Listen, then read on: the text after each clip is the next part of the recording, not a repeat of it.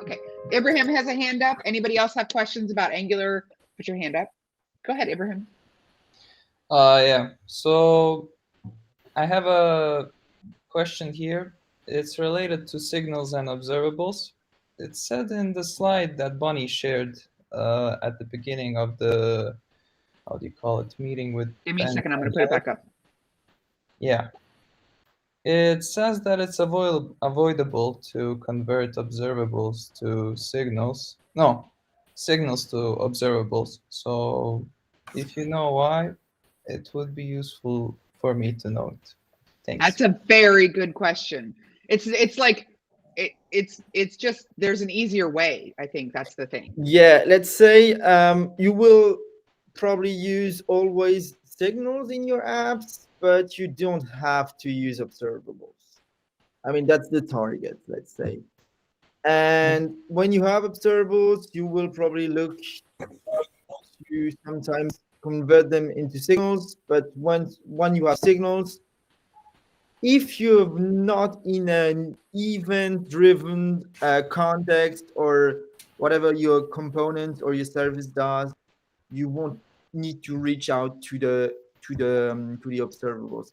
And like Alex or I don't remember who of them said that the best solution for your app, if you don't need observable, don't use them because it introduces async computing and async is hard. So that's what's great with the signals. Signals are synchronous, so you don't have to worry about the async part, and that's what makes them great. So the idea is, it's not that you won't do in either of the direction. It's just that when you have signal, you are signal based. You don't have to use observables, but when you have observables, it's very likely that you will have to convert them. Nice. Then a follow-up question would be like, for HTTP calls, is this like an exception or I don't know?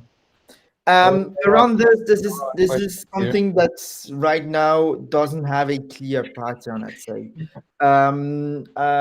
Alex mentioned the ng extension library that has some functions that are made to create signals from observables, like doing some state management. um, to me right now, this is something that's we still need to figure out how what's the best patterns to plug HTTP and signals.